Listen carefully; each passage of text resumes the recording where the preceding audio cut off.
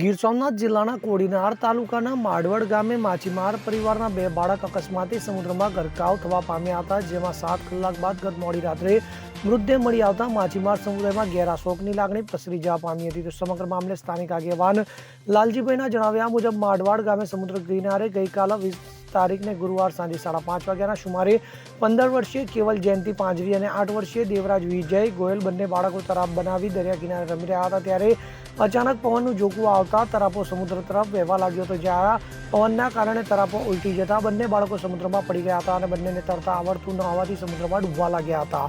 તો આ સમયે સમુદ્ર કાંઠા પર રમતા અન્ય બાળકોએ તાત્કાલિક ગામમાં જાણ કરતા માછીમાર સમુદાયના લોકો સમુદ્ર કાંઠા પર ઉમટી પડ્યા હતા અને પ્રાથમિક શોધખોળમાં બાળકનો પત્તો લાગ્યો ન હતો, જે બાદ આ મામલે વેરાવળ ફાયર વિભાગને જાણ કરવામાં આવતા ફાયર સ્ટેશન ઓફિસર રવિરાજસિંહ ચાવડાના માર્ગદર્શન હેઠળ જમાદાર સુનિલ ચુડાસમા, ભૌમિકસિંહ રોહિતભાઈ કેતનવાળા સહિતનો ફાયર સ્ટાફ તુરંત ઘટના સ્થળે પહોંચી સ્થાનિક માછીમારોને સાથે રાખી બાળકોની શોધખોળ શરૂ કરી હતી। તો અંદાજે 100થી વધુ ફિશિંગ જાળ સમુદ્રમાં નાખી શોધખોળ કરતા અંદાજે 12 વાગે 7 કલાક બાદ બંને બાળકોના મૃતદેહ મળી આવતા તાલુકાની સરકારી હોસ્પિટલ ખાતે પીએમ અર્થે ખસેડવામાં આવ્યા હતા। તો આ ઘટનાને પગલે નાના એવા માડવાડ બંદર માછીમાર સમુદાયમાં અરેરાટી સાથે શોકનું મોજું ફરી વળ્યું હતું। સાહેબ, આપનો પરિચય?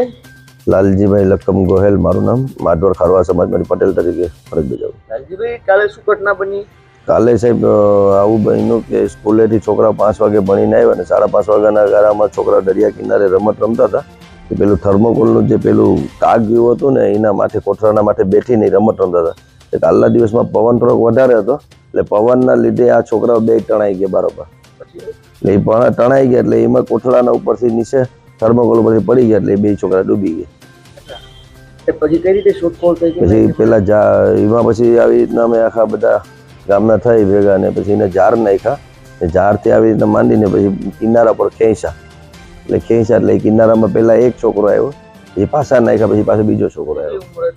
છોકરાની એકની 8 વર્ષની ઉંમર છે, એકની 10 વર્ષની ઉંમર।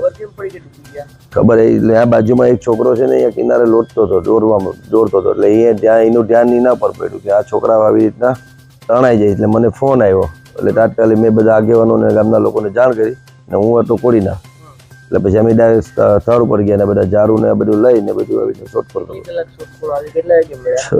એક છોકરો 10:30 વાગે મળ્યો નાઇટના ને એક 12 ને 5-6 મિનિટના ગાળા અત્યારે સિવિલ હોસ્પિટલમાં પીએમ કરવામાં।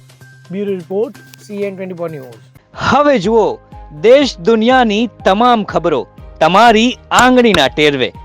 ઉઠાવો મોબાઈલ અને Google Play Store પરથી ડાઉનલોડ કરો અમારી CN24 ન્યૂઝ મોબાઈલ એપ।